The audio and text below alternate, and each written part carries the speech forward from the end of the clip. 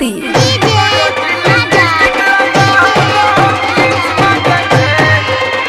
खुशी recording studio बलुआहा।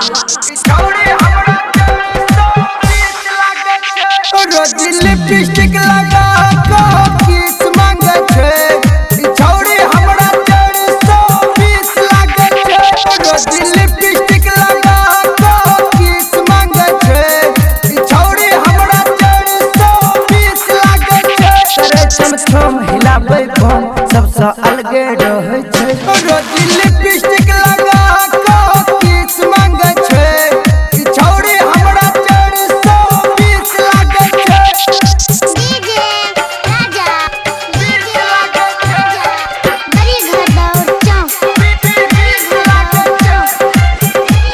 खुशी recording studio बलुआहा।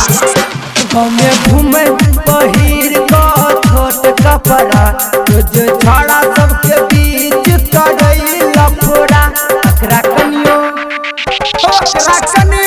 ने लाजो शरम लागे छे छौड़ी हमरा 420 लागे छे। करे छम हिलाबै बम सबसे अलगे रहै छे। रोज लिपस्टिक लगा के किस मांगे छे छौड़ी हमरा 420 लागे छे। जो बनतक छे खोइल का एकर खिड़की बुरबो कहै छे तुम महगत गई गोरकी के सखोपा ए यार चल का 20 लागे छे छौड़ी हमरा 420 लागे छे। करे छम हिलाबै बम सबसे अलगे रहै छे। रोज लिपस्टिक लगा के किस मांगे छे छौड़ी हमरा 420 लागे छे।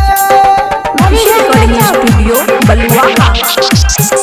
शशिकांत कहे छो पद तो गड़बड़ लालू राजू ल जाके घर के भीतर हरिश्चंद्र सुंदर सावरिया राजीव एकर फिक्स लागे छे छौड़ी हमरा 420 लागे छे। करे छम हिलाबै बम सबसे अलगे रहै छे।